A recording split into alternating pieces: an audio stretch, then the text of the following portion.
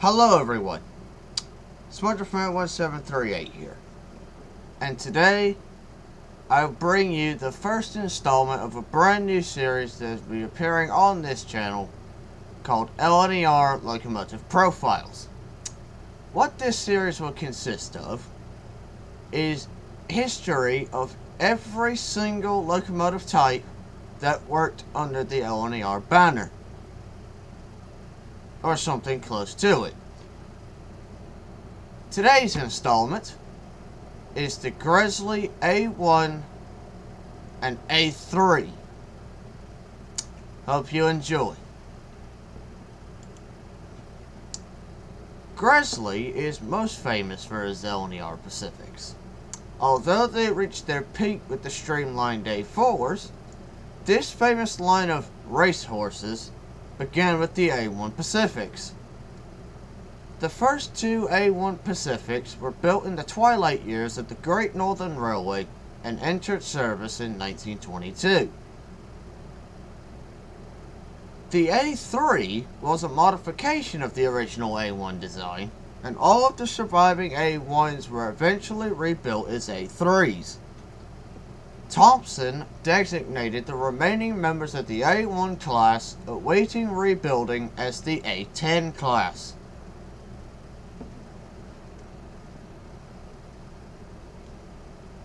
Almost as soon as Gresley was appointed the chief mechanical engineer at the GNR, he started to think about large express passenger locomotives.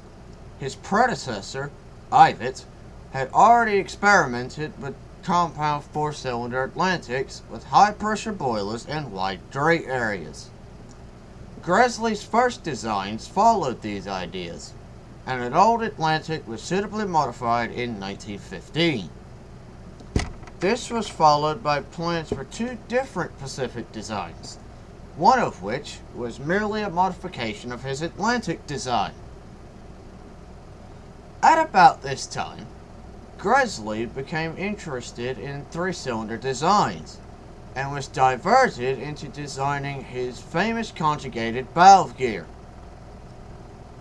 This operated the valve for the middle cylinder from the motion of the other two cylinders. This was patented in November 1915, although Gresley readily admitted that the principle was based on a lapsed patent of Holcroft's. Due to the war, the express passenger designs had been shelved, but Gresley tested the new valve gear with a three-cylinder 280, which was completed in 1918. This was followed by a much-needed Express Goods 260 engine, which used a simpler version of the conjugated gear. Finally, in 1920, Gresley was able to return to his plans for an express passenger Pacific, which by now included his conjugated valve gear. The K3s exhibited valve overrun at high speeds, so the maximum travel was reduced. Unfortunately, this reduced the locomotive's performance. The boiler design was inspired by the Pennsylvania Railroad's K4 Pacific design. The boiler was reduced to the GNR loading gauge, but still kept a tapered shape in tubes less than 19 feet long. In April 1922, number 1470 Great Northern became the first A1 to enter service. Number 1471 entered service in July 1922, along with an order for a second batch of 9 engines. From the beginning, Gresley claimed the A1s were designed to pull 600-ton trains, and in September 1922, number 1471 pulled just such a test train, confirming the abilities of this new class. Raven had developed the Pacific for the Northeastern Railway at the same time, so in 1923, the newly formed LNER conducted a series of tests comparing these two new designs. The Raven A2 number 2400 had no problem in producing enough steam, but A1 number 1472's boiler pressure varied during the tests. number 1472 consumed notably less coal and water, and the A1 was considered the better design which could be more readily improved in the future. Hence, the A1 design was chosen over the A2. These original 11 engines were built to the generous GNR loading gauge and had to be amended to fit the loading gauge of the LNER. The chimney and dome had to be both reduced in height, and shorter safety valves were fitted. Later engines were all built to the LNER loading gauge. The A1s quickly showed their ability to haul heavy loads on the East Coast main line, but proved inefficient with coal and water. These inefficiencies showed up in the 1925 Great Western Exchange trials. Although much has been debated about these trials, the relatively mature Castle design did prove to be more efficient than the relatively new A1 design. Indeed, during the 1920s, the A1s experienced a series of small, low-cost improvements which produced significant improvements in efficiency. In 1924, the Superheater Company in New York created plans for a new superheater design which should have improved the steaming abilities of the A1s. After a series of tests, the improvements were found to be small and uneconomic. This surprisingly low improvement was explained by the fact that the original A1 superheaters used the standard Robinson design, which concentrated the superheater tubes where they would be most effective. Hence, the extra tube surface area in the new superheater had to be in less effective areas of the boiler. In 1925, number 4477 Gay Crusader had its steam lap setting increased 3/8 inches to 1 5/8 inches. This was followed in 1927 by number 2555 Centenary, also having its valve travel set to 5.75 inches in full gear.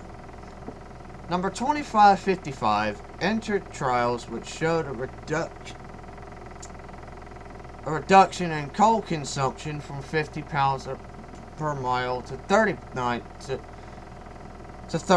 pounds per mile. This huge improvement led to the change being adopted on all of the A1s by 1931. In 1926, all of the piston valve rings were replaced on the A1s. The original rings were sprung to ensure a steam-tight fit. This resulted in large losses due to frictional heating. It also inhibited lubrication. The valves were replaced with NOR-type piston valves. These were made steam-tight with 4 packing rings, so greatly reducing the contact area between the walls and the piston. Hence, frictional heating losses were greatly reduced. Between 1927 and 1947, all of the A1s were rebuilt as A3s, with the exception of number 4470 Great Northern, which was rebuilt by Thompson in 1945 as Class A1/1. In 1945, Thompson redesignated the remaining A1s as Class A10.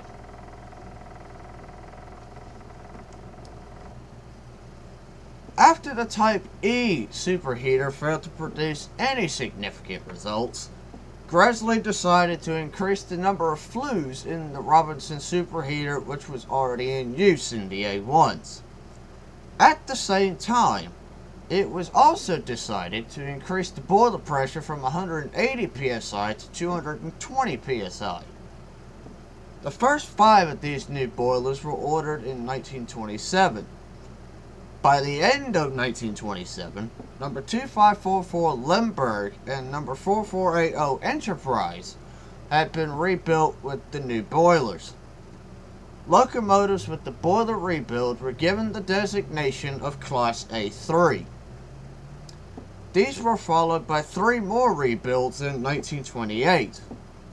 The cylinder size was kept the same, except for number 2544, which had lined 18.25-inch cylinders so that the tractive effort would be similar to the A1s.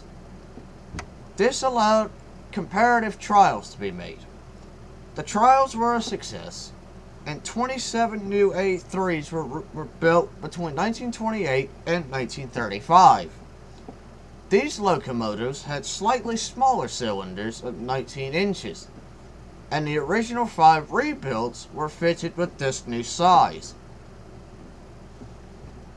Due to the wider header on the A3 boilers, the ends projected slightly through the sides of the smoke box.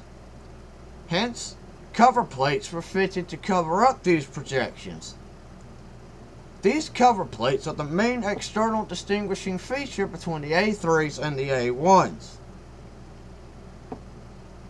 With the advent of the A3s, all new Pacifics were built to the A3 specification rather than the A1. Also, no new 180 psi A1 boilers were built. Further rebuilding of the A1s was generally when the boilers expired. The last A1 was rebuilt in 1947, a testament to the longevity of many of the original A1 boilers. The only A1 not to be rebuilt as an A3 was number 4470 Great Northern, which was rebuilt by Thompson in 1945 as Class A1/1. A3s built from new were fitted with left-hand drive. This contrasts with the right-hand drive of the A1s, which was also kept when they were rebuilt as A3s. These would not be converted to left-hand drive until after 1951. With the arrival of the A4, it would have made sense for the A1s and A3s to be rebuilt with a non-streamlined form of the even higher pressured A4 boilers.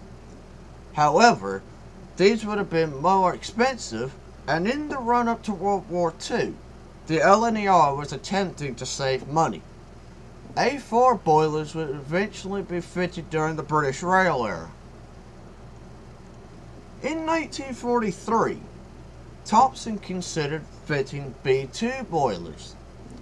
These were being produced in large quantities at the time, and the shorter boiler would have implied a longer smoke box, an arrangement Thompson tended to favor. This scheme did not go ahead. The first fitting of the Kyle Chap double blast pipe arrangement was in 1937 to number 2751 Humorist. Humorist had been used extensively in a series of unsuccessful smoke lifting experiments during 1932 and 1933. This time, the double blast pipe was fitted with a lit double chimney, but no smoke deflectors. The softer blast from the Calchap arrangement required the use of smoke deflectors.